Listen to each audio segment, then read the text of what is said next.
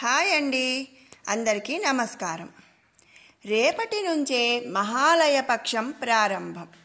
అసలు మహాలయ పక్షం అంటే ఏమిటి, అలాగే ఏ రోజు శ్రాద్ధ కర్మ చేస్తే ఎటువంటి ఫలితం వస్తుంది అనేది మనం ఈ వీడియోలో తెలుసుకుందాము.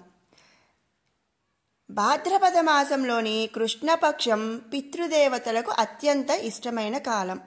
మహాలయ పక్షం ఈ పక్షములో పితరులు అన్నాన్ని మరియు జలమును ప్రతిరోజు కూడా కోరుతారు. తండ్రి చనిపోయిన తిథి రోజున మహాలయ పక్షములో పితృతర్పణములు యథావిధిగా శ్రాద్ధ విధులు నిర్వహిస్తే పితృదేవతలు సంవత్సరమంతా కూడా తృప్తి చెందుతారు. తమ వంశాభివృద్ధి జరుగుతుంది. వారు ఉత్తమ గతిని పొందుతారు. పక్షం అంటే 15 రోజులన్నమాట. మరి భాద్రపద మాసంలోని శుక్లపక్షం దేవపదము అని, కృష్ణపక్షం పితృపదము, అదే మహాలయ పక్షము అని చెప్తారు.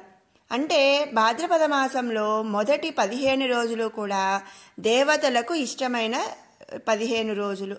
అలాగే తర్వాత 15 రోజులు అంటే కృష్ణపక్షం 15 రోజులు, పౌర్ణమి తర్వాత వచ్చే పాడ్యమి నుంచి అమావాస్య వరకు ఉన్న ఈ 15 రోజులు కూడా పితృవులకు ఎంతో ఇష్టమైన పక్షం అన్నమాట. దాన్నే మహాలయ పక్షం అని అంటారు. మహాలయ అంటే మహాన్ అలయ, మహాన్ లయ అంటే పితృదేవతలకి ఇది గొప్ప ఆలయము. పితృదేవతల యందు మనస్సు లీనమగుట, పుత్రులిచ్చు తర్పణాదులకు పితృదేవతలు తృప్తి పొందుట అని అర్థములు. మరి అమావాస్య, అంటే దానితో పాటు, వాస్య అంటే వహించటం. చంద్రుడు సూర్యుడిలో చేరి సూర్యుడితో పాటు వసించే రోజు కాబట్టి అమావాస్య అని అంటారు. మరి భాద్రపద అమావాస్య రోజున పితృదేవతలు పుత్రులిచ్చే తర్పణములకు ఎదురు చూస్తూ ఉంటారని ఎన్నో ధర్మగ్రంథాలు తెలుపుతున్నాయి. మహాలయ పక్షం రేపటి నుండి ప్రారంభం అవుతుంది. అంటే భాద్రపద మాసం పౌర్ణమి తర్వాత వచ్చే పాడ్యమి రోజు నుంచి భాద్రపద మాస అమావాస్య వరకు మహాలయ పక్షం.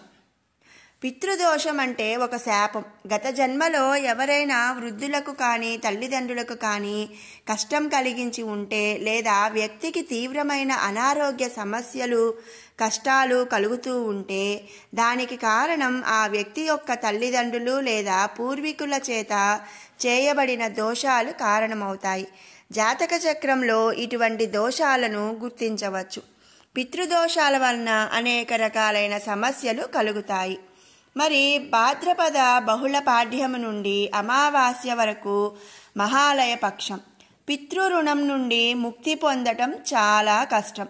తల్లిదండ్రులు సంతానం కోసం ఎంత తపిస్తారో వెలకట్టడం సాధ్యం కాదు. పితృగణాల శ్రాద్ధ కర్మ గౌరవప్రదంగా చేయటం ఆ సంతానం తప్పనిసరి విధి. శ్రాద్ధకాలం ప్రారంభమైందని తెలియగానే పితృదేవతలు బ్రాహ్మణులతో కూడా వాయు రూపంలో భోజనం స్వీకరిస్తారు. సూర్యుడు కన్యారాశిలో ప్రవేశించగానే పితరులు తమ పుత్ర పౌత్రుల దగ్గరకు వస్తారు. ప్రతి మాసంలోనూ అమావాస్య పితరుల పుణ్యతిథిగా భావించబడిన మహాలయ అమావాస్యకు విశేష ప్రాముఖ్యత ఉంటుంది. ఆదరపూర్వకంగా శ్రాద్ధ కర్మతో సంతోషపెడితే వారు తమ సంతత వారి ఆయువు, విద్య, ధనం, సంతానం సమస్తం కలిగి ఉండేట్టు ఆ పితృలు ఆశీర్వదిస్తారు. అన్నదానం ఎప్పుడు చేసినా మంచి ఫలితాన్నే ఇస్తుంది. కానీ ఈ మహాలయ పక్షంలో చేసే అన్నదానం వలన అనంత కోటి యజ్ఞ ఫలితం ప్రాప్తిస్తుంది. అలాగే మఖా నక్షత్రం పితరులకు సంబంధించింది కనుక ఆ రోజు చేసిన శ్రాద్ధ కర్మ అక్షయ ఫలాన్ని ఇస్తుందని కూడా ఎన్నో ధర్మగ్రంథాలు తెలుపుతున్నాయి.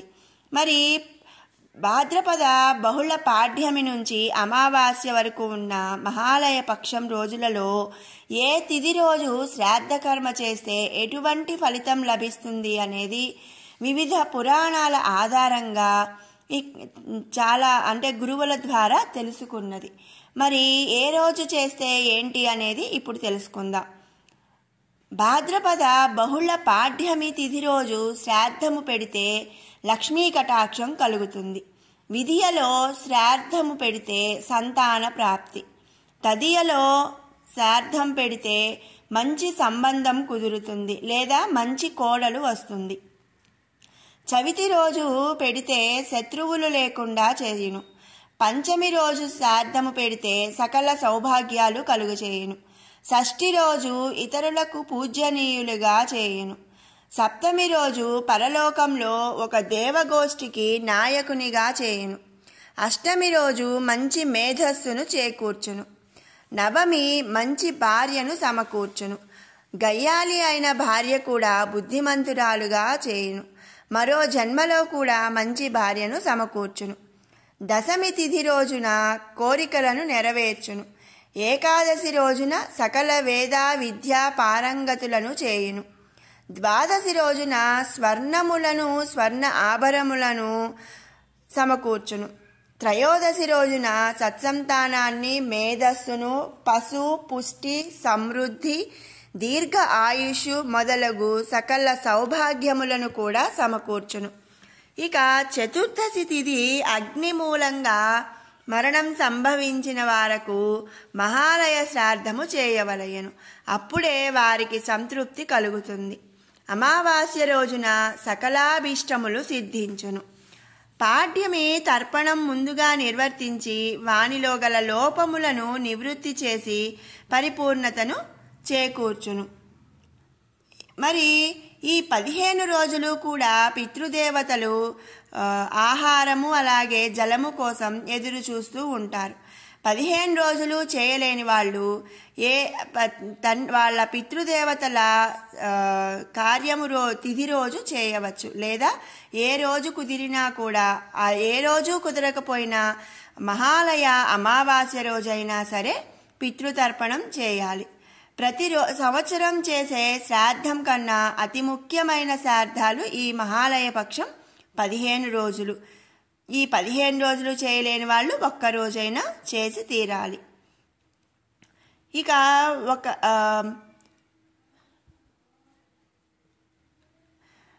అది కూడా అంటే ఒక్క రోజు కూడా చేయలేని వాళ్ళు గోవుకు గ్రాసం పెట్టవచ్చు, లేదా స్వయం పాకంతో శ్రాద్ధం ఇవ్వవచ్చు. అది చేయలేని వారు ఒక నిర్జన ప్రదేశంలో నిల్చుని అపరాహ్న సమయంలో 2 చేతులు ఆకాశం వైపు పైకి ఎత్తి పితృదేవతలకు నమస్కరించవచ్చు.